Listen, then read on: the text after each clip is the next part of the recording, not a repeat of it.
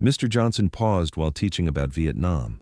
His eyes drifted to a distant place. His voice changed. "Some things," he said slowly, "are very different from what's written in books." The classroom fell silent, because there was something in their teacher's voice that went much deeper than reading from textbooks. Experience, pain, and perhaps truth. Welcome to Veteran Stories. Before we begin this powerful story of hidden heroism, unexpected discovery, and the weight of real history, tell me in the comments which city you're watching from today. And if you believe stories like this deserve to be told, hit that subscribe button. Some teachers carry more than lesson plans. Hamilton High School in Cedar Falls, Iowa, had been Michael Johnson's second career for 15 years. Every morning at 7:30 a.m., he'd unlock room 237, arrange his lesson plans, and prepare to teach American history to teenagers who thought everything important happened on social media. At 62, Johnson was the kind of teacher students respected but didn't really notice. Medium height, graying hair, quiet demeanor. He wore simple polo shirts and khaki pants, drove a 10-year-old Honda Civic, and lived alone in a small house 3 miles from school. His teaching style was different from other history teachers. While his colleagues relied heavily on textbooks and documentaries, Johnson taught with a precision and detail that seemed to come from somewhere deeper. When he discussed military strategy, his explanations were so clear that even uninterested students found themselves taking notes. But he was careful, very careful. He never said, "when I was there," or "in my experience." He always attributed his knowledge to books, documentaries, or historical accounts. Most students and faculty assumed he was just really well read. It was October, and Johnson's AP history class was beginning their unit on the Vietnam War. 23 17-year-olds sat in plastic chairs, half paying attention, while Johnson wrote dates and locations on the whiteboard. "The Tet Offensive began January 30th, 1968, he said, his back to the class. Contrary to what most textbooks say, the psychological impact was more significant than the military impact. Sarah Martinez, one of his most engaged students, raised her hand. "Mr. Johnson, how do you know the textbooks are wrong?" Johnson turned around, marker still in hand. "Because textbooks are written by historians who weren't there. They piece together reports, interviews, official documents, but war—" He paused, staring at the map of Southeast Asia he'd hung on the wall. "War's different when you're in it." The class stirred slightly. This was new territory for their usually measured teacher.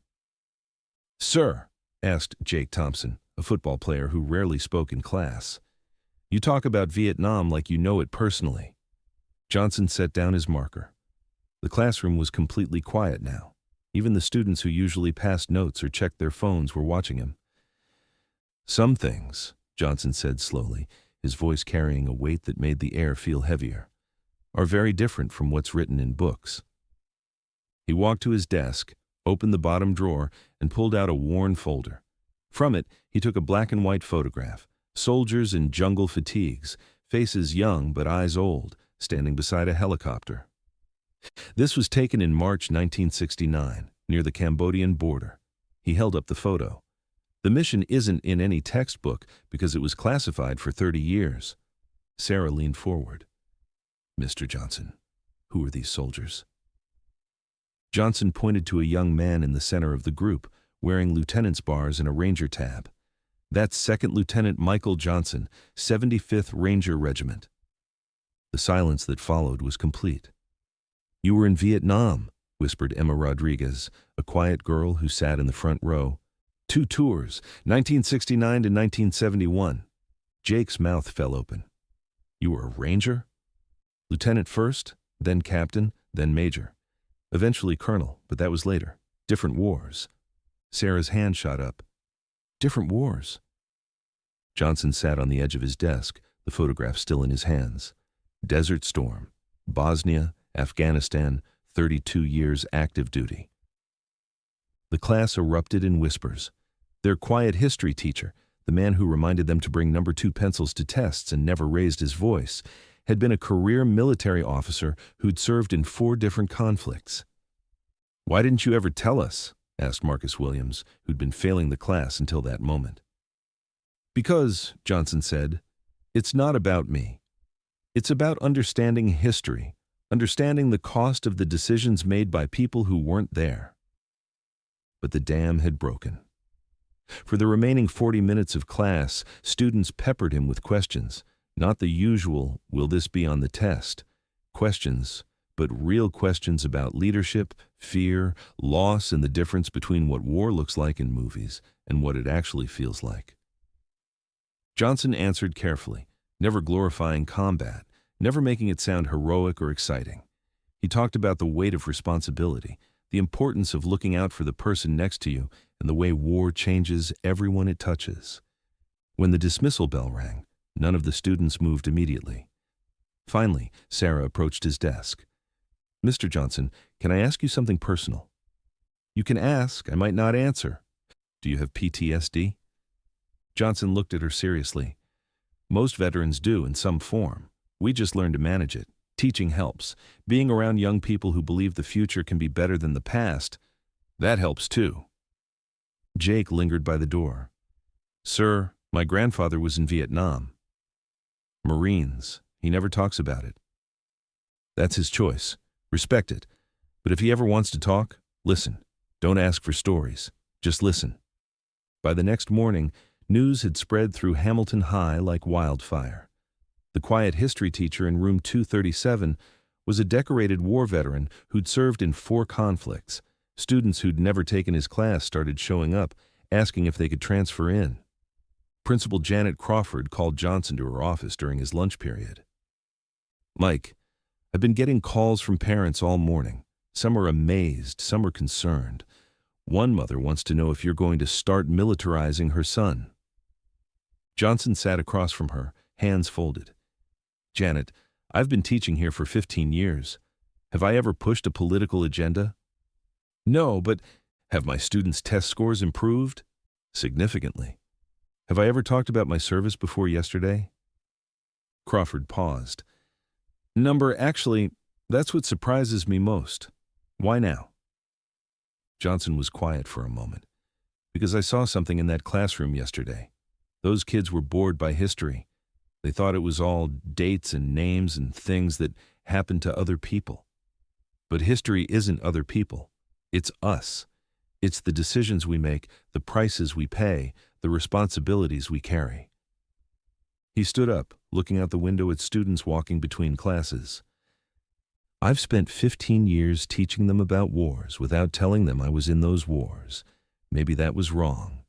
Maybe they needed to understand that their teacher, someone they see every day, carried that history with him. Crawford nodded slowly. The school board wants to meet with you. I figured they would. That evening, Sarah Martinez sat at her computer, researching everything she could find about Colonel Michael Johnson. What she discovered amazed her. Bronze Star with valor for actions in Vietnam, Purple Heart for wounds received in Desert Storm, Distinguished Service Medal for leadership in Bosnia, multiple unit commendations from Afghanistan, graduated from West Point in 1967, master's degree in history from Georgetown, retired as full colonel in 1999. She printed everything and brought it to class the next day. Mr. Johnson, she said before class started, I researched you last night. Johnson looked at the papers she handed him. And you're a hero. No, he said firmly. I'm a teacher. I was a soldier. Heroes are people who don't come home. 3 days later, Johnson sat before the Cedar Falls School Board in a room packed with parents, students, and curious community members. Board Chairman Robert Pike read from prepared notes. Colonel Johnson, the board has some concerns about the appropriateness of sharing your military experiences with students, particularly given the sensitive nature of combat service. Johnson listened patiently, then stood. Mr. Pike, I understand your concerns, but let me ask you something. Do you want your children to learn history from someone who read about it or from someone who lived it? Murmurs rippled through the audience. I don't tell war stories. I don't glorify violence. I teach the responsibility that comes with freedom, the cost of the decisions our leaders make, and the importance of understanding that history isn't ancient, it's continuous. Sarah Martinez stood up in the audience. "Mr. Pike, can I say something?" Pike looked surprised but nodded. "Mr. Johnson is the best teacher I've ever had. Not because he was a soldier, but because he teaches us that history matters, that the people who made these decisions were real people with real consequences. My test scores in his class are higher than any class I've ever taken." Jake Thompson stood next. "Sir, my grades in history went from D's to A's after Mr. Johnson started teaching me. He doesn't just teach dates, he teaches us why those dates mattered." One by one, students stood to defend their teacher. Then, parents began standing. Then, other teachers. The school board voted unanimously to support Johnson, with one condition. He would develop a special curriculum about the reality of military service to be offered as an elective for upperclassmen. Johnson agreed, but with his own condition. Any student who takes that class has to commit to a semester-long project researching and honoring a local veteran. This isn't about glorifying war. It's about understanding service. Military history and civic responsibility became Hamilton High's most popular elective. Johnson taught it after school, 3 days a week. Students interviewed local veterans, researched their service records, and created presentations that were shared with the community.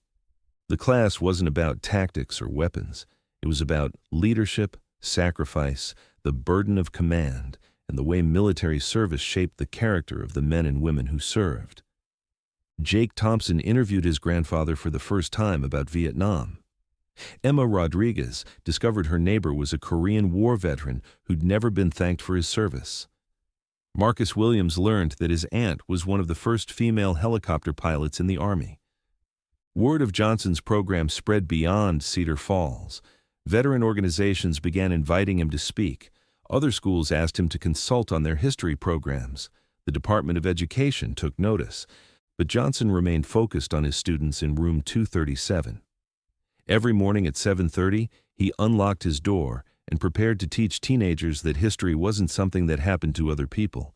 It was something they were responsible for continuing.